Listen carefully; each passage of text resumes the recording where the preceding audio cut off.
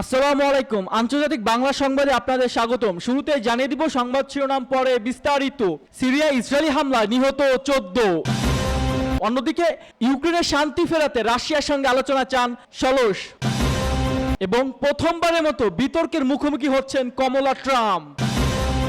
আরও জানিয়ে দিব বাংলাদেশ সীমান্তে মৌমাছি মোতায়েন করেছে ভারত। এবং সবশেষ জানিয়ে দিব ভারতের দুই কোম্পানিকে নিষেধাজ্ঞা দিল যুক্তরাষ্ট্র, জব্দ হবে সম্পদ। এতক্ষণ দেখছিলেন সংবাদ শিরোনাম, এবার বিস্তারিত।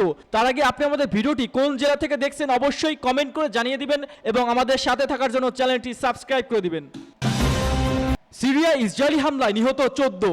সিরিয়ায় মধ্যাঞ্চলীয় হামাদ প্রদেশে রোববার রাতে ইসরায়েলি বাহিনী হামলা অন্তত 14 জন নিহত হয়েছে। এর আগে 5 জন নিহত ও 19 জন আহত হওয়ার কথা জানিয়েছিল। সোমবার দেশের রাষ্ট্রীয় গণমাধ্যম একথা জানিয়েছে, খবর এএফপির। সিরিয়ার সরকারি বার্তা সংস্থা সানা একটি হসপিটালে উদ্ধৃতি দিয়ে জানিয়েছেন, মাশিয়াফের আশেপাশে বেশ কয়েকটি স্থানে ইসরায়েলি আগ্রাসনে শহীদের সংখ্যা বেড়ে 14 জনে দাঁড়িয়েছে এবং 43 জন আহত হয়েছেন। এদের মধ্যে 6 জনের অবস্থা আশঙ্কাজনক। এর আগে সিরীয় যুদ্ধে পর্যবেক্ষক সংস্থা সেখানে ইসরায়েলি হামলায় 7 জন নিহত হওয়ার কথা জানানো হয়েছিল। ইউক্রেনের শান্তি ফেরাতে রাশিয়ার সঙ্গে আলোচনা চান সলোস। ইউক্রেনের সংক্রান্ত পরবর্তী শান্তি সম্মেলনে রাশিয়া অংশগ্রহণের পক্ষে সওয়াল করেছেন জার্মান চ্যান্সেলর সলোস। চলতি বছরে এমন সম্মেলনের আয়োজন করতে চায় ইউক্রেন। সম্প্রতি 2 আঞ্চলিক নির্বাচনে জার্মানি জোট সরকারের 3 সারিক দলের শোচনীয় ফলাফলের পেছনে ইউক্রেনের যুদ্ধ জার্মানির ভূমিকা সম্পর্কে অনেকের ক্ষোভ অন্যতম কারণ হিসেবে চিহ্নিত করা হয়েছে। আক্রান্ত দেশ হিসেবে ইউক্রেনকে সামরিক সহায়তায় পাশাপাশি ওলাফ সলোসের সরকার যথেষ্ট কূটনৈতিক উদ্যোগ নিয়ে রাশিয়ার সঙ্গে শান্তির কোনো প্রচেষ্টা চালানো যাচ্ছে না বলে অভিযোগ দানা বাঁধছে।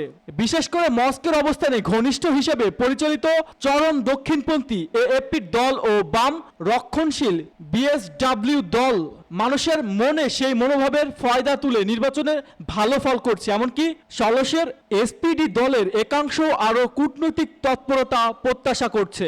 এমন প্রেক্ষাপটে চ্যান্সেলর সলোস শান্তিপূর্ণ পথে ইউক্রেন যুদ্ধ অবসানের পক্ষে সওয়াল করেছেন। রোববার প্রকাশিত এক সাক্ষাৎকারে তিনি বলেন, ইউক্রেনের প্রেসিডেন্ট ভ্লাদিমির জেলেনস্কি ও তিনি পরবর্তী শান্তি সম্মেলনে রাশিয়ার অংশগ্রহণের পক্ষে।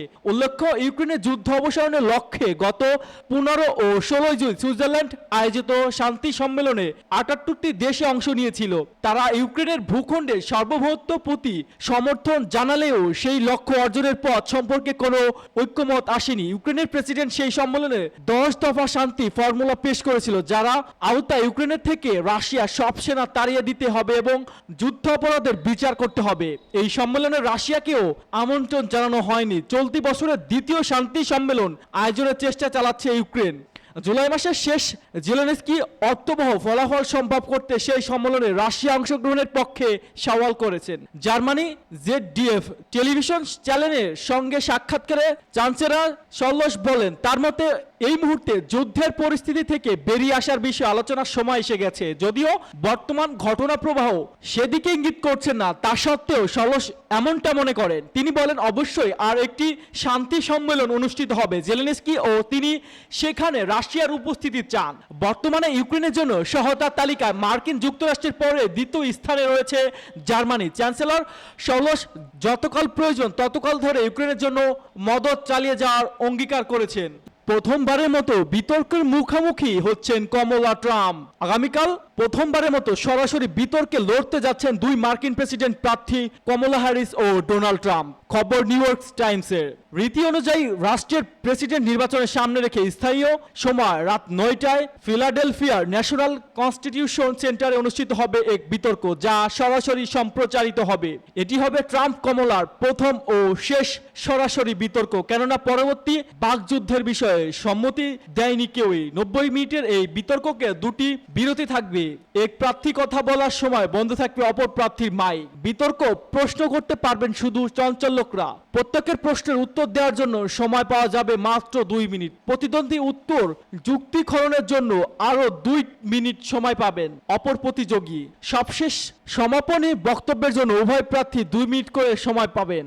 এবার বাংলাদেশ সীমান্তে মৌমাছি মোতায়েন ভারতের। বাংলাদেশ অনুপ্রবেশ ঠেকাতে মৌমাছি মোতায়েনে করেছে ভারত। পশ্চিমবঙ্গের নদিয়ায় 222 কিলোমিটার জুড়ে ওই কৃত্রিম চাক মোতায়েন করা হয়। সোমবার ভারতীয় সংবাদ মাধ্যম নিউজ 18 এর এক প্রতিবেদনে এ তথ্য জানানো হয়েছে। প্রতিবেদনে বলা হয়েছে, ভারতীয় সীমান্তে কাঁটাতার পেরিয়ে অনুপ্রবেশ চেষ্টা করলেই ছুটে আসবে এক ঝাঁক মৌমাছি।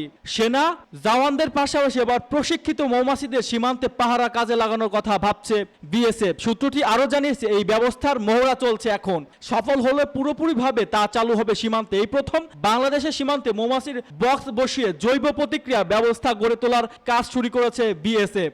সংবাদ মাধ্যমে প্রকাশিত একটি ছবিতে দেখা গেছে, ভারতীয় সীমান্তরক্ষী বাহিনী বিএসএফ এর 10 থেকে 12 জওয়ান সীমান্ত জোর হন। সেখানে তারা মৌমাছি চাষ সম্পর্কে লিখেছেন। ওই সময় মাথায়ও মুখমণ্ডলে প্রয়োজনীয় নিরাপত্তা সরঞ্জাম পরে নেন তারা। এই সময় দেখা যায় মৌমাছি পালন করা বেশ কয়েকটি বাক্স কাঁটাতারে ঝুলিয়ে রাখা আছে।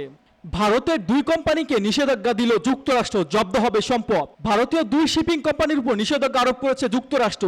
রাশিয়ার গ্যাস উৎপাদনকারী প্রতিষ্ঠান নোভোটেকের আর্কটিক এলজি 2 প্রকল্পে জড়িত থাকার অভিযোগে এই সিদ্ধান্ত নিয়েছে জো বাইডেন প্রশাসন। গত 5 সেপ্টেম্বর এক বিবৃতিতে যে নিষেধাজ্ঞা আরোপের বিষয়টি জানায় মার্কিন পররাষ্ট্র দপ্তর। মূলত ইউক্রেনের যুদ্ধের জের রাশিয়ার অর্থনৈতিক চাপ বৃদ্ধি এবং দেশটি থেকে এলএনজি গ্যাস রপ্তানি ঠেকাতে ওয়াশিংটন এই পদক্ষেপ নিচ্ছে বলে জানিয়েছে মার্কিন পররাষ্ট্র দপ্তরের মুখপাত্র ম্যাথু মিলার। আজারবাইজানের সংবাদ মাধ্যম নিউজ.এজ এর প্রতিবেদনে বলা হয়েছে, মার্কিন ট্রেজারি ডিপার্টমেন্ট নিষেধাজ্ঞা পাওয়া ভারতীয় কোম্পানি দুটির নাম হলো গোটিক শিপিং কোম্পানি ও প্লিও এজেন্সি কার্গো শিপিং। মার্কিন ট্রেজারি বিভাগ এই দুটি কোম্পানির সঙ্গে মার্কিন নাগরিক ও সংস্থাগুলোকে লেনদেন থেকে বিরত থাকার নির্দেশ দিয়েছে। ট্রেজারি ডিপার্টমেন্টের বিবৃতিতে এই কোম্পানি দুটি সম্পত্তি জব্দ করার কথাও বলা হয়েছে। তবে কোম্পানি দুটি জাহাজগুলো ক্রুদের নিরাপত্তা নিশ্চিত করতে চলতি বছরের 6 নভেম্বর পর্যন্ত কার্যক্রম পরিচালিত অনুমতি দিয়েছে।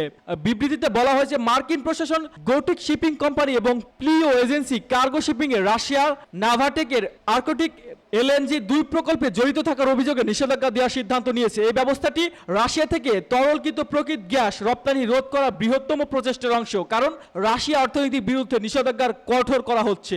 এর আগে 2023 সালে নভেম্বরে ওয়াশিংটন আর্কটিক এলএনজি 2 প্রকল্পের উপর সরাসরি নিষেধাজ্ঞা আরোপ করে। একই বছরের ডিসেম্বর এলএনজি সরঞ্জাম উৎপাদনে জড়িত বেশ কয়েকটি রুশ প্রতিষ্ঠানের বিরুদ্ধেও নিষেধাজ্ঞা আরোপ করে। এছাড়া নিষেধাজ্ঞা কাটিয়ে রপ্তানি চালু রাখার জন্য রাশিয়া যেসব প্রতিষ্ঠানের এলএনজি ট্যাঙ্কার ব্যবহার করছে বলে সন্দেহ করেছেন ওয়াশিংটন, সেগুলোকে নিষেধাজ্ঞার আওতায় আনার চেষ্টা চালিয়ে যাচ্ছে।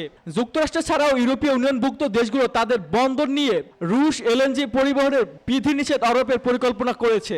এই ব্যবস্থা 2025 সালে বসন্তে কার্যকর হবে বলে আশা করা হচ্ছে। এই প্যাকেজে রাশিয়ার আর্কটিক এলএনজি 2 এবং মারমানস্কো এলএনজি এর মতে রুশ এলএনজি প্রকল্পে প্রয়োজনীয় বিনিয়োগ, পণ্য সরবরাহ এবং পরিশেষের উপর নিষেধাজ্ঞা অন্তর্ভুক্ত থাকবে। নিষেধাজ্ঞা তালিকায় ভারতীয় শিপিং কোম্পানিকে অন্তর্ভুক্ত করার ফলে তাদের কার্যক্রম উল্লেখযোগ্যভাবে প্রভাবিত হতে পারে। বিশেষ করে রাশিয়ার সঙ্গে ভারতের শক্তিশালী অর্থনৈতিক সম্পর্ক বিবেচনা নিলে এটি নয়াদিল্লির জন্য নেতিবাচক হয়ে দেখা দিতে পারে।